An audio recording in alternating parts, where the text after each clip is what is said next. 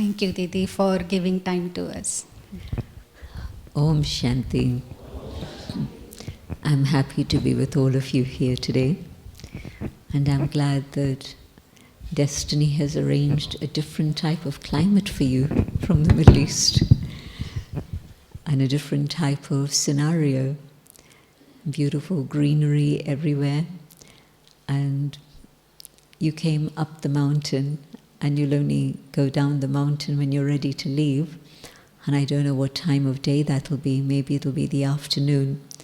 But certainly coming up and down the mountain in the last few days and yesterday, it's such a beautiful scene. You see the mountains, and then you see the clouds, and then you see the greenery of the valleys. It's quite spectacular. And also there's many, many little waterfalls that start in the monsoons and they disappear after the monsoons. So it's a very stunning scenario that nature gives us at this time of year especially. So it's lovely that you've made the journey here for a spiritual purpose, not just as a tourist to see the scenery. And I think at this moment, especially in the Middle East, you're very, very aware of how delicate and fragile times are. So much uncertainty from day to day. The last several years have been a little bit like this, but especially now. And you literally don't know what's going to happen next. And so at such times, Rajyoga is absolutely vital, not just to be able to survive, but to thrive, to be able to manage to live life in the way that human beings should be living.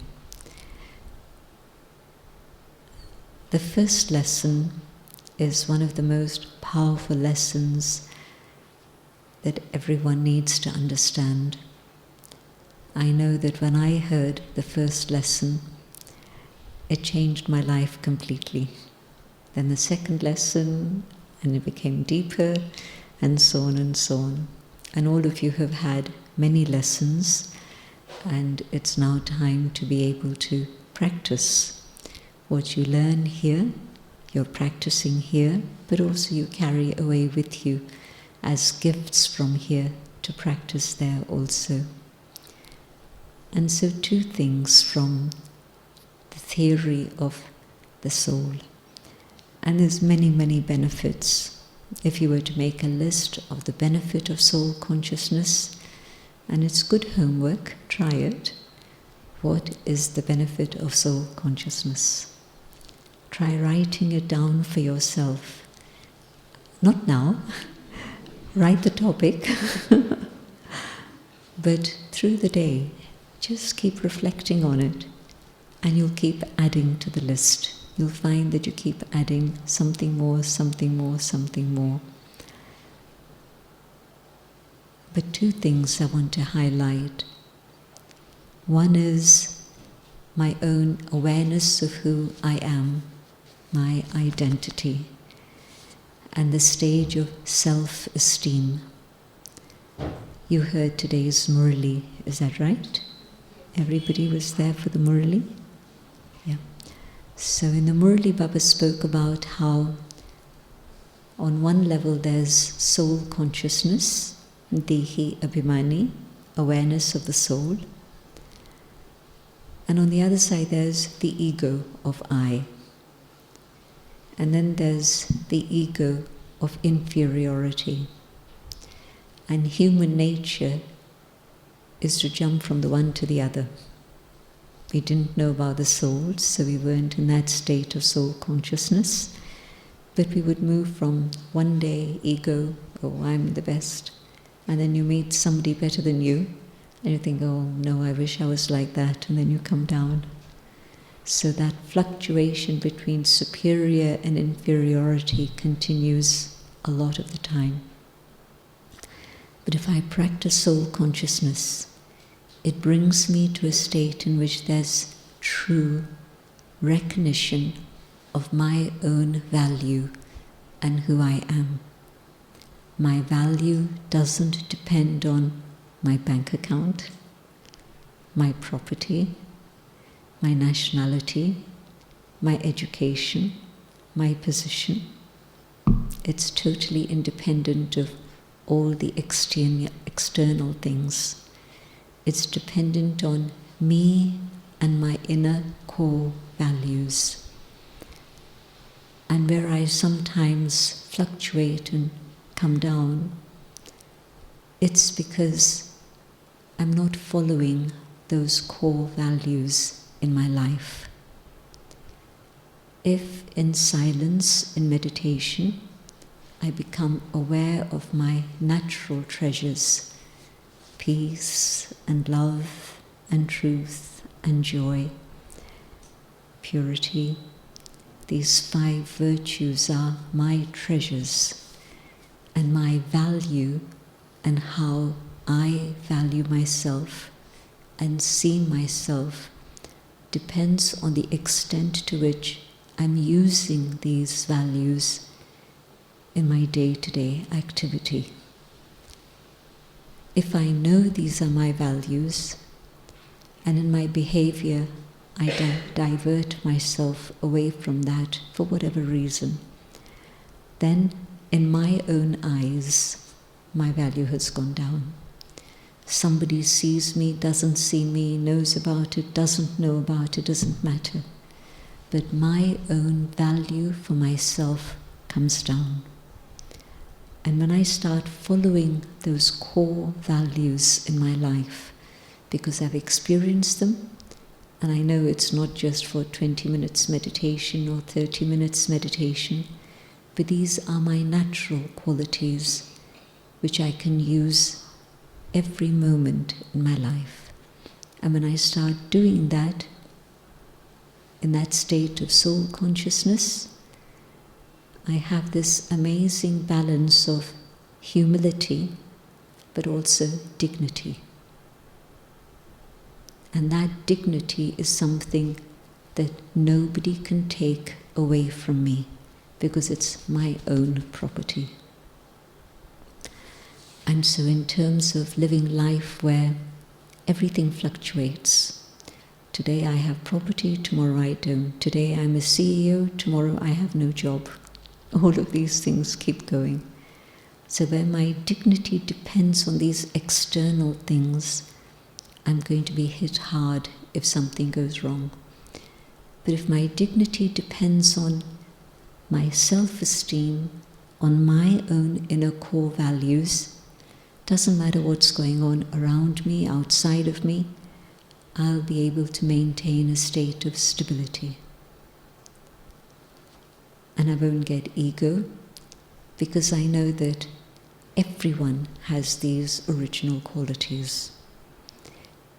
In terms of property, someone else has more, someone else has less. In all the other things, education, some more, some less. And so it's very easy to get ego about what I have.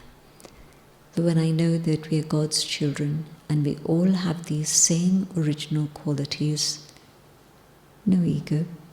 Everyone is that shining star. And so first is the benefit of my own identity, which is my eternal spiritual identity.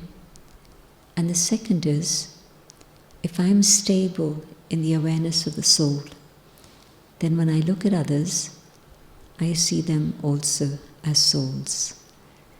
And I relate to them as souls, not just as souls, but as souls who have those same qualities within them. So I see their goodness, I see their beauty, I see them as my family. Souls, children of the one parent, brothers and sisters, or even brother and brother. And so there's a big difference in my relationship with others around me. Immediate family, but also people at work, but also people you meet socially. And even if you don't know somebody, They don't know what you're doing, but what you're doing is seeing them as a soul. And so your vibrations are such that it's easy for them to become warm and friendly. If I see them as others, this one's black, this one's white, this one's brown, or this one's from the north, this one's from the south, all of those things create blocks because we have preconceptions. Somebody from south must be like this, somebody from the north must be like this.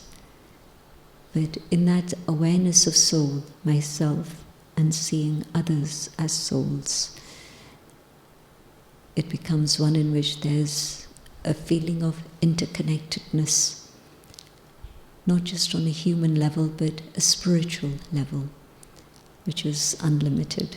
Children of the one parent, all of us one family. Would this be useful for you out there?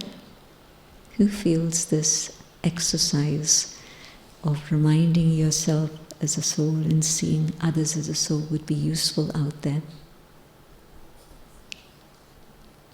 Some of you are not sure.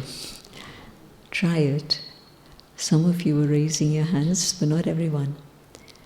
But whilst you're here, still 24 hours, just practice being the soul, seeing the soul. And here, of course, we know that we are one spiritual family, so it's easy. But at the airport, when the assistant at the counter is a bit impatient, or she's got too many things on, she's feeling pressured, so she's not giving proper attention, just see her as a soul, and she'll calm down visibly.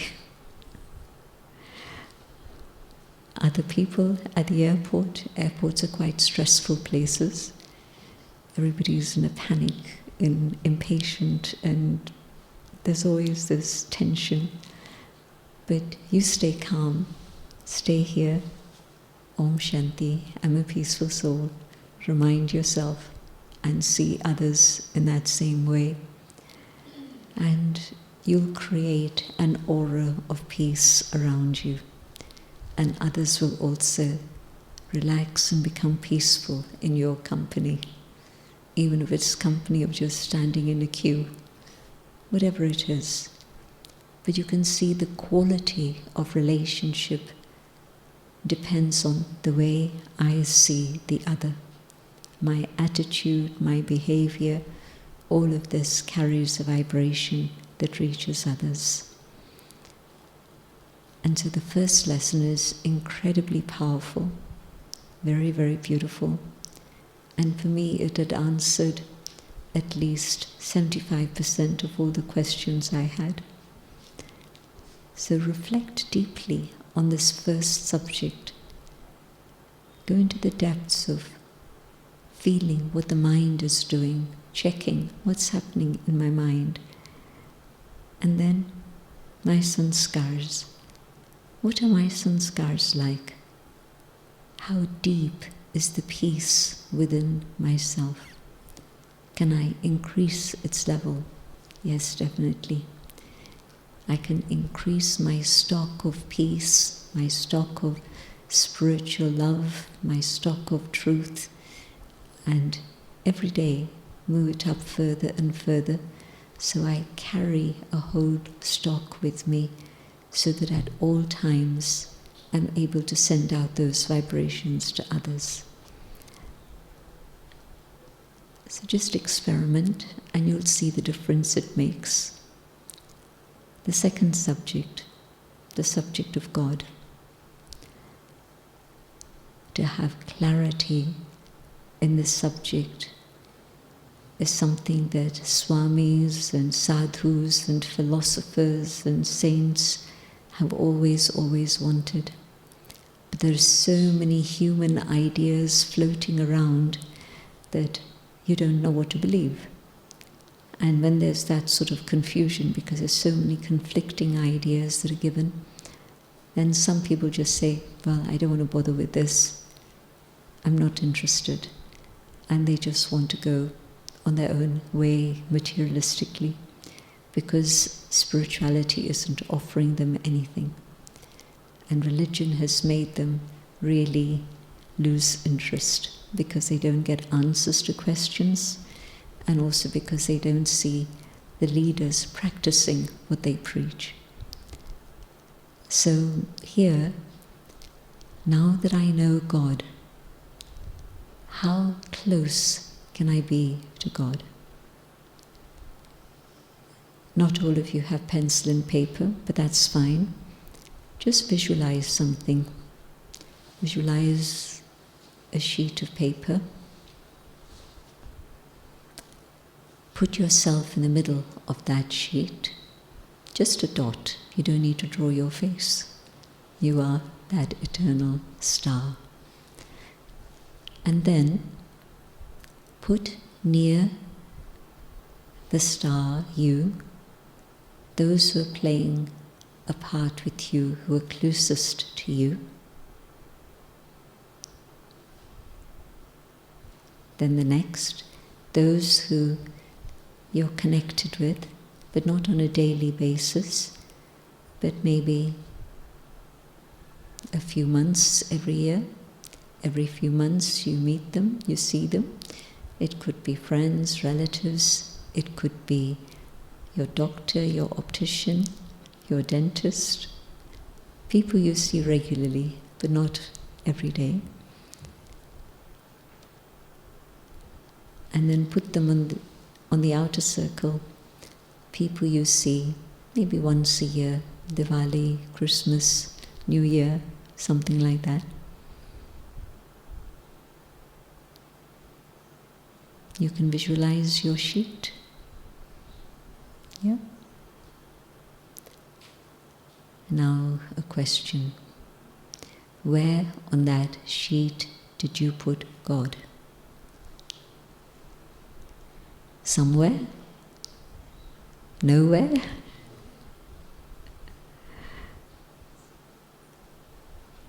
We think about our relationships with all of these other circles, but we forget that the eternal relationship is with the one above. Can I not just put God on the periphery of that frame,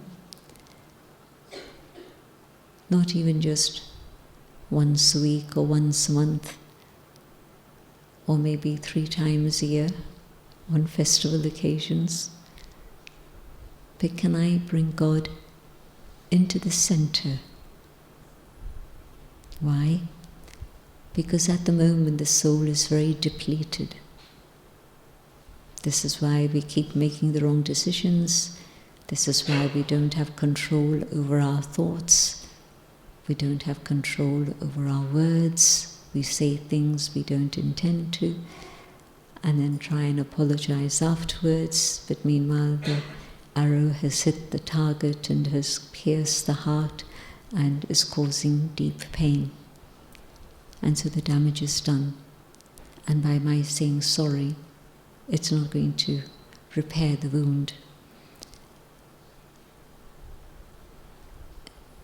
Can I bring God back into the center of my life so that I have God's influence with me all the time, and I'm able to draw power from God and have the influence of God on me at all times? Earlier I mentioned a few things about how we know that the soul has become empty, the battery has run dry, but there's many other signals we get that things are not as they should be. The ones we love the most are the ones we fight with the most. Am I right? If somebody's at work, you're polite, you have to be polite, you're going to get a salary, and if you're not polite, you don't get your salary, you're out of a job. And so there are certain standards, certain norms that we have to observe. But when we're with family, these are the people I'm closest to, the ones I love the most. But then all my old sanskars keep jumping up and down, and they come out the most with those who are the nearest. And so instead of giving love and joy to the people I really love the most, I'm giving them pain, or I'm taking sorrow from them. There's an exchange of pain happening non-stop. How often is it that there's an exchange of happiness, not just for an hour or a few hours, but in a very deep way through our presence with each other. So we see all the signs, and I again just mentioned one more, but we see all the signs of the soul not having power.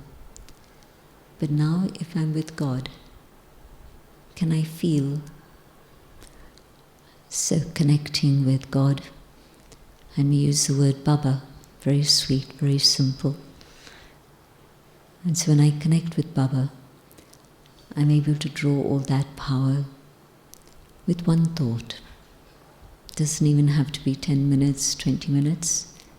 How long is traffic control? 3 minutes. And in 3 minutes you can just simply connect, recharge, then you're better equipped to do what you need to do. And of course many, many other benefits of that too. But this is maybe one of the most important, to be able to take what God has and use that for myself in my own life. And to have God as my protector, God as my mother, father, teacher, friend and guide. Many, many relationships with God. But if I remember especially these 5, mother, father, teacher, friend and guide, the Guru, the Satguru, who leads me from this world to the world beyond. And so if I have God's company with me at all times, just imagine I have all of God's treasures with me, but also I have God's protection with me, and I understand the whole scene of the drama, not just from my perspective, but from God's perspective. How does God see this scene?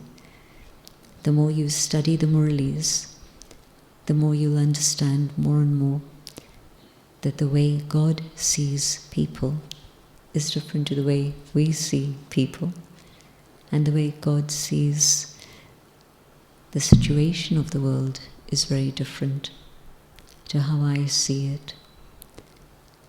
And so this aspect of relationships with God is something that will make sure that you always have access to love and truth and joy and wisdom and power and purity. Think about every single virtue, and God is the source of that. Think about spiritual power, and again God is the source of that. And so the more I stay connected with God, the more beautiful my life becomes, because I'm then using that spiritual power and those beautiful qualities in my life all the time. And it definitely makes life much sweeter. Without God, life has become a little bit dry, a little bit empty, and we don't know what to do. Why is it that people chase around for entertainment so much? There's an emptiness, and they think that this is the way to fill it, and of course it's not. It's even more of a drain.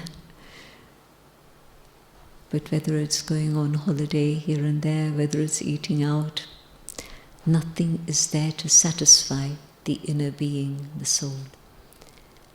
And so discovering this amazing secret of who is God and connecting with God through the variety of relationships, it means that I always have my protector with me, not just for the day of Raksha Bandhan, because it's not a human who's my protector.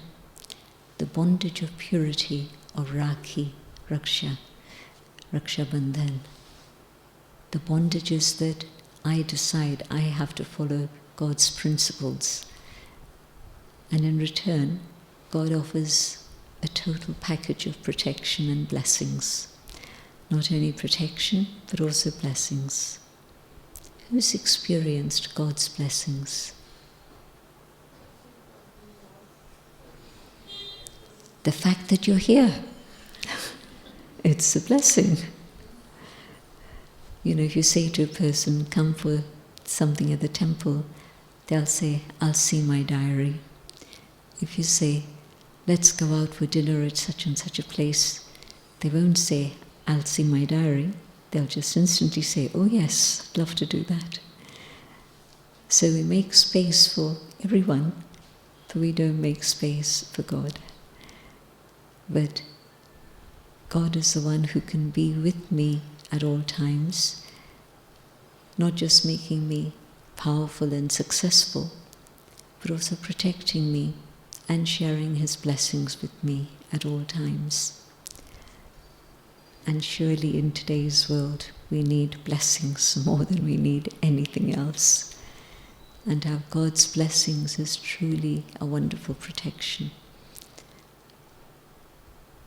And the third subject that may have created more questions in your minds than have answered, which is fine.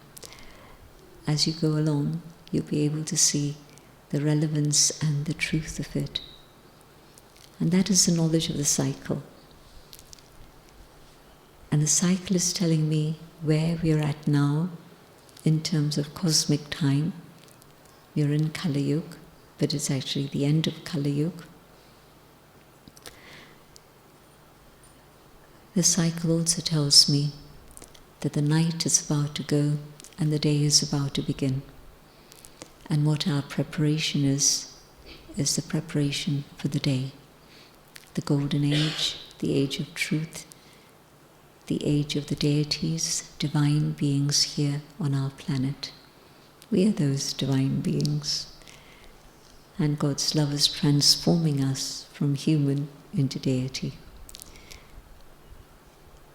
And so the cycle is a very important part of Rajyoga, because if you do things according to the time, it's no effort at all. If you have to wake up in the morning, the sun is shining, you have to wake up. You want to wake up. Time is telling you to wake up. And yet, if you want to stay awake at 1 o'clock in the morning, maybe your job is such that you have to work all hours. Maybe you work at the airport, maybe you do other things, maybe you're a doctor, you're on call for a long time, 72 hours call. So there are occasions when it doesn't matter whether it's day or night, I have to be available, I have to be ready. But for some, it's more orderly and systematic. And so you do things according to the time. And so today, even though I see disaster and death and decay all around me, deterioration of values of the environment, of human consciousness, all of these things. But yet, that's what's out there. What's in here? In here is it that I know that the golden age is coming, and am I preparing myself for the golden age? And if I know that the golden age is coming and I don't prepare, then it's a bit silly. I had the fortune, I knew, and yet I didn't take advantage of it. And so very important to know what time it is in the unlimited clock. And this is the most precious time of all, the confluence age. In India they have every 4 years Purushottam month. Who's aware of that? Purushottam month? Not many. I'm surprised. The others are not aware? Okay, well I wouldn't have been aware until I came to Gyan anyway. But like you have leap year in the Western calendar, in the Indian calendar you have every 4 years leap month. And they say that the charity you do in that short period is multiplied by 4. Then charity you do at any other time of year. And so there's always a special time, which is a special period of preparation. And so this is now the extra age, the leap age, very small, very short, but the one that's the most powerful, because this is the one in which we know ourselves, we know God, and we know karma philosophy, and we understand what we need to do. And because I know all of these things, this is a time I can do the highest karma of all. And that is to be able to bring souls closer to God through my own experience and understanding. On another level, they say, what's the highest form of charity? And they say it's forgiveness. And it's only when I take God's love and my heart opens and I say, well, this one did this to me, but it's Kali Yuga, and so I'm not going to hold anything against this individual. They're doing the best that they can to manage. And so in this period of the confluence, the end of the old, the beginning of the new, this short period is when we can earn our fortune for the whole cycle. Thoughts, words, actions, bringing souls closer to God, understanding all the details of karma myself, so that I stay within the boundaries that I've been taught. So sometimes when we hear the cycle, it's a bit confusing, and we think, well, I came to learn to meditate, I didn't come for this. But in fact, when I know this, it's a huge, huge bonus and an incentive for my own meditation. And knowing the cycle also means that definitely, whatever the darkness is, there has to be light. Doesn't matter how dark the night is. The night finishes as soon as the dawn appears. And then depending on which part of the planet you're in, then the dawn comes quickly or the dawn comes slowly. Whichever, doesn't matter. But we know after the night, the dawn is going to come. It's an absolute assurance. No way that nature is going to default on that. So this period, we are moving from darkness into the day. And so during this time, can I use my thoughts, my time, and my skills for God's work? My thoughts, my time, and my skills. Using my mind in the right way, seeing others with the right consciousness, spending time with myself in silence. Morning and evening are the best hours, but any time you can manage is fine. But certainly start the day with time for yourself, time for spiritual study, and the best is to go to your center on a daily basis. You've come here through our network of centers, so there's a center you're connected with. So give them a pleasant surprise when you go back and say, by the way, I'm going to come to class every morning. And somewhere it's 4:45, somewhere it's 6 o'clock, somewhere it's 7 o'clock. The clock goes on and the cycle keeps moving.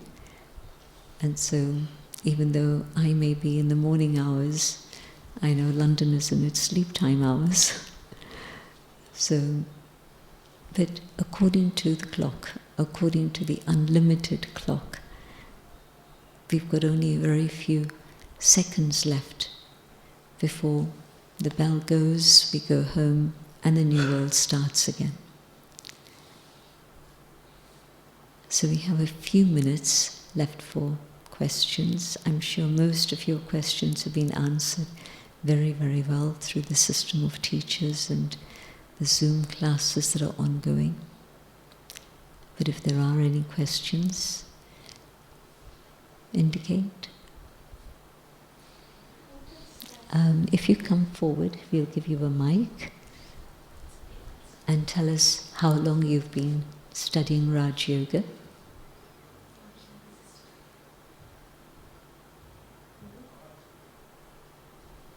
If you just wait a minute.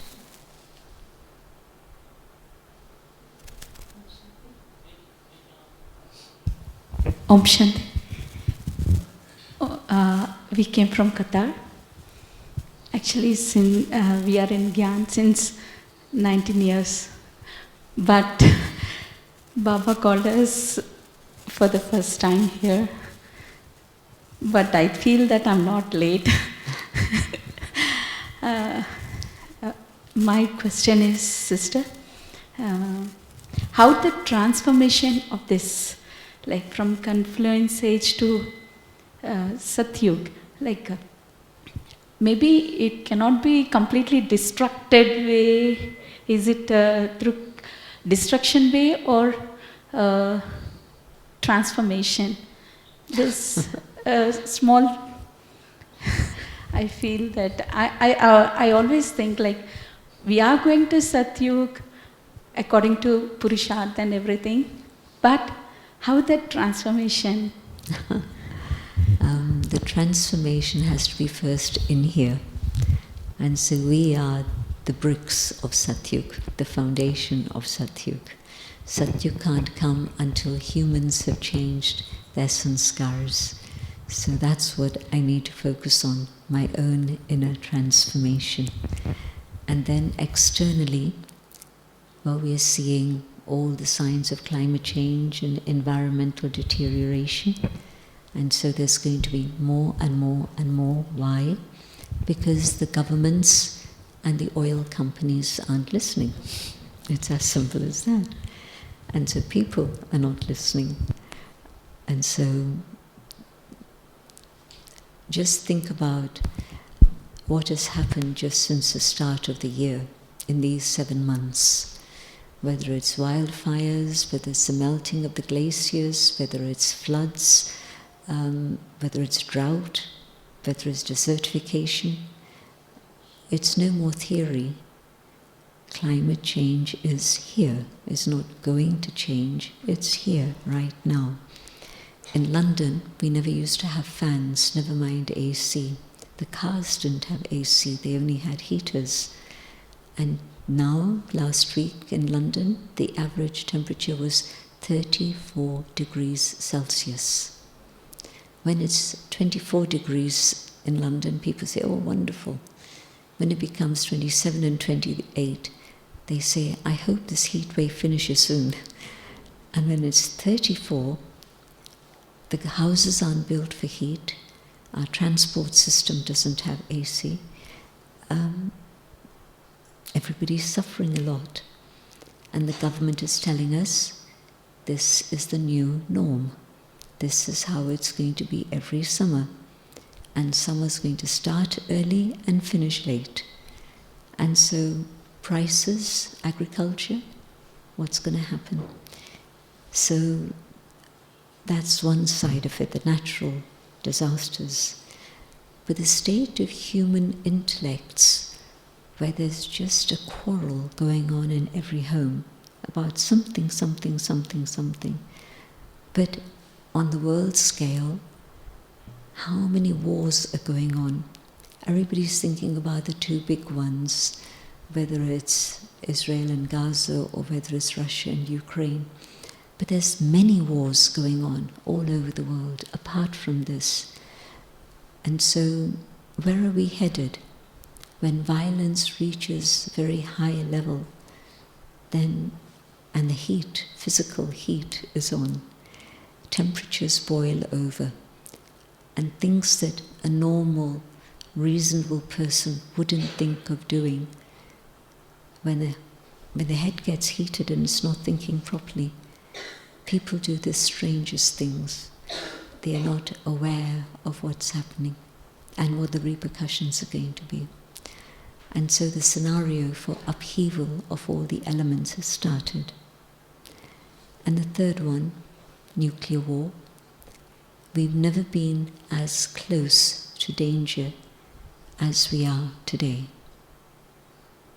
And so all of these things will happen, but they'll happen so that souls can be liberated from their bodies in one way or another, and God takes everyone back home. But those who want to understand this here and now and practice these things here and now, they will go through the transformation. Others won't have that possibility because they're not interested in God, they're only interested in materialism and the things of the external. It's fine, let them enjoy. But there's a price to pay for that, and they don't realize that. So we're seeing how everything is on knife edge, and things can go this way or they can go that way. And what Baba's told us is that once the Brahmins are ready, once the inner transformation has happened for at least a critical mass to be reached within the minority, then that will impact the majority. The majority will also say, yes, we understand spirituality is important. At the moment, they're not saying this, but they will. And so, if I just say, can there be only transformation of the soul and the world continues as it is? What's the state of the world? There's no more fresh water, very little. Water is going to become as expensive as oil, or even more so, because you can't drink oil, you can't drink water. And so things are moving absolutely in a situation that we're going to see drastic changes happen by the end of this year and next year. Just imagine pre-COVID life and post-COVID life. It's so different. So different. And the values that we had pre-COVID, today we don't have those same values. The values that we had when I was growing up a child, and some of you came around later, and when you were growing up as children in India, it was a different world. And so already we've reached the end of Kali Yuga, really. So it's time for liberation. Today, Baba's Murli. People are so caught up in distress. Can you not show them the way to be liberated and go home? So have mercy on those souls. So it's going to be a cleansing, liberation, and then the preparation for the next period, which will happen very soon. I took time to explain this. Now, one last question, because I'd like us to close with a few minutes of silence. Om Shanti, sister. It's so peaceful to hear your talk right now. Thank you so much. I'm from Delhi. I'm exposed to Rajyoga only for the last 2 months. I have had some anxiety bouts and I wanted to come here for peace. I started listening. I have felt more peace inside, but every time I'm in the center or I'm listening, my mind is calm. But the moment I go out and I start working, I'm a healthcare professional as well, and I start working, some of the other negative thoughts keep coming. So how do I manage that through the day? I mean, I'm trying hard. Just started now though. Fill your mind with God's light and love through meditation, first thing in the morning, so you move in the right track. Second, listen to the Murli every day, or hear the Murli, read the Murli, have access to the Murli. Best is to go personally to a center, so you catch the vibrations also. But if not every day, at least once a week. And the rest of the week, study the Murli, so you're feeding your mind very powerful, nourishing, elevated thoughts. And then, through the day, practice traffic control. Every hour, on the hour, remind yourself of these things, and that will also keep you on track. If you've gone off track a little bit, you'll come back on track. There's many things that can help you and sustain you, but the more you study, the more you learn, and the more you move forward. Let's have a few minutes of meditation to close.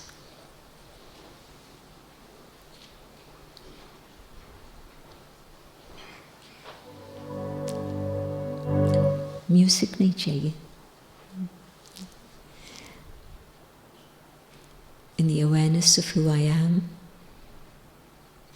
I, the inner being, the soul, shine.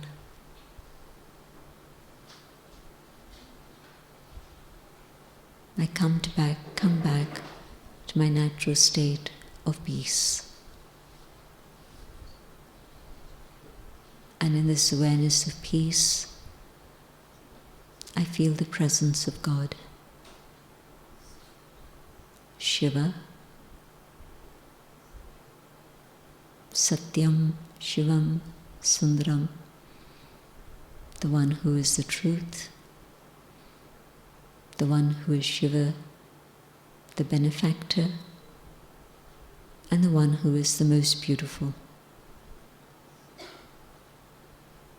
And as I focus on Shiv Baba, it is as if Baba's light and love reach out to me, and I'm drawn into close proximity with my mother, who gives me unconditional love. What I am, who I am, what I'm not, simply doesn't matter. My mother holds me in her warm embrace.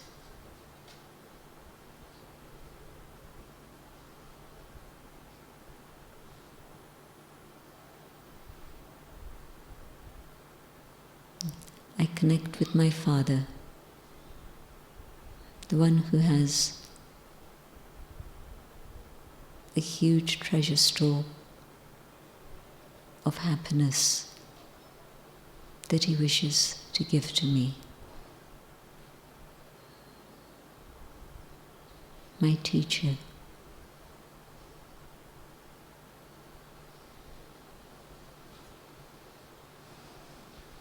the one who fills me with wisdom so that I can move towards truth.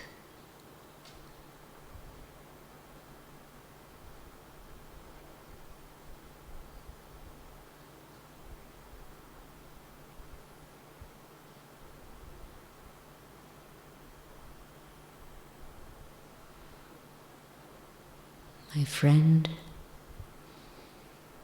the one with whom I can share whatever's in my heart.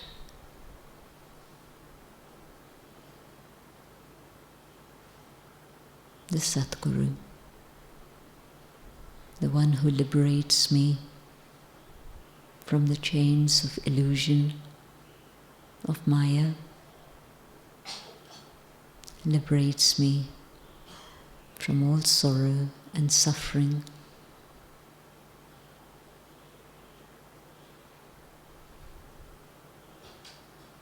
and offers me the journey home again.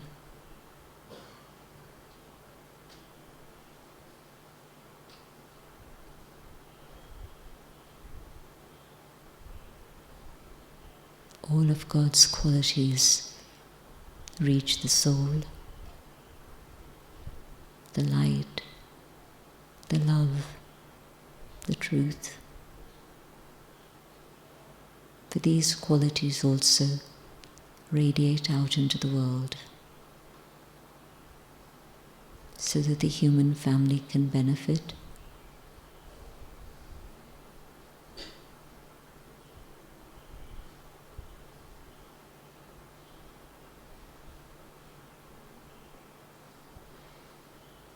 Having filled myself with all the treasures from the divine,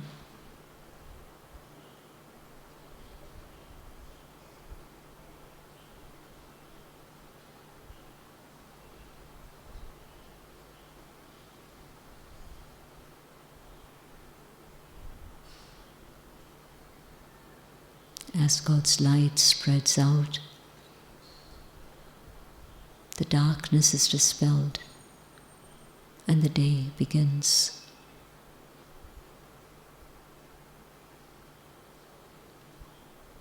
And as I come back to the awareness of the physical dimension, this place here and now, I become aware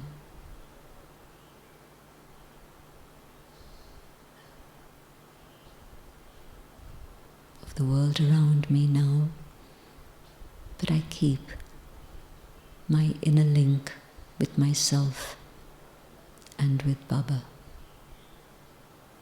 so that this influences my thinking, my speaking, and my doing.